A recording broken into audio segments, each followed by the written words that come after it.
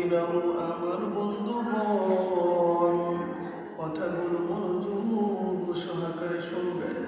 যারা দুনিয়ার বুকে ইতিম হয়ে গেছে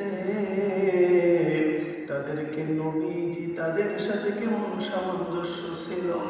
একদিন রহমতের নবী বিকাল বেলা খেলার জন্য সহপাঠীর সাথে গেলেন। উনার দিনের ভিতরে এমন বড় মায়া আল্লাহ তাআলা দিলেন। বাচ্চারা খেলাধুলা করতেছে এমনই অবস্থা। হঠাৎ করে নিজের ভিতরে দেখলেন তাদের বাবা তাদেরকে নেওয়ার জন্য একজন করে আসতেছে। একজন বাবার হাতে ধরে যাইতেছে। মনটা খারাপ, আমার তো বাবা নাই। সেই দিনের ভিতরে কান্না তৈরি হয়ে গেল, মায়া তৈরি হয়ে গেল, বাপের অপেক্ষায় অপেক্ষমান হয়ে গেল। আমার নবীকে নেওয়ার জন্য কোনো মানুষ আসে না। আমার নবীজি বাবার আশায় বসে রইল। আমাকে নেওয়ার জন্য আমার বাবা আসে না। আমার এই বন্ধুকে নেওয়ার জন্য বাবা আসে, ওই বন্ধুকে নেওয়ার জন্য বাবা আসে। এই দিকে বিকেল বেরিয়ে সন্ধ্যা হয়ে গেল। এক পর্যায়ে তার আম্মা জান চিন্তা করতেছে যে আমার ছেলে মুহাম্মদ কোথায় রইল। মা মেনা পাগল পার হয়ে গেল, আমার সন্তানকে খুঁজে পাইতেছি না। যাও উম্মে আইমান, তুমি আমার সন্তানকে খুঁজে দাও। গিয়ে দেখে রহমতের নবী সেই মাঠের ভিতরে বসে ক্রন্দন করে। আর উম্মে আইমানকে বলে, উম্মে আইমান, কত মানুষকে নিতে আসলো, তার বাবার সাথে গেল, কিন্তু আমার বাবা তো আসে না। আসো আমার আম্মুকে আজকে গিয়ে বলবো আমার বাবা কোথায়। ছোট্ট সন্তানের আকুতি শুনে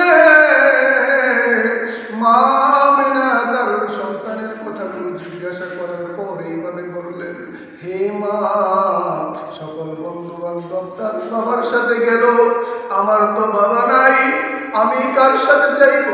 এইভাবে যখন বলতে লাগলেন, উনার দাদার কাছ থেকে অনুমতি নিয়ে যখন বাবার কাছে যখন যাইতে চাইলেন, সুন্দরভাবে যখন বলে দিলেন, তোমার বাবা ব্যবসার কাজে যাওয়ার পথে ওই জায়গায় ইন্তিকাল হয়ে গেছে, তুমি যদি যাইতে চাও তাহলে তোমার বাবার কবর দেখতে পারো মুহাম্মদ। এইভাবে উম্মে আইমানকে নিয়ে চলে গেলেন। বাবার কবর দেখার পর নবীজি তো কান্নাকাটি করতেছেন। এমন কান্না হইতেছে যেই কান্নাগুলি করতে করতে এমন অবস্থা হইতেছে, দুনিয়ার আওয়াজ শুধু দুনিয়ার মধ্যে রইল না যুবক। শেষ পর্যন্ত ফেরেশতারা ক্রন্দন করতেছে, আসমান জমিন ক্রন্দন করতেছে। আল্লাহর তরফ থেকে আল্লাহ বলতেছেন, হে ফেরেশতারা, যা তাড়াতাড়ি যা, আমার বন্ধু ক্রন্দন করতেছে, আমি আল্লাহর দিলের ভিতরে সহ্য হইতেছে না। ও বন্ধু, কেমন বড় নবী পাইলা, নবী কেমন বড় এতিম ছিল। আসো না, নবীর শিক্ষা থেকে শিক্ষা গ্রহণ করে যাদের মা বাবা দুনিয়ার বুকে বেঁচে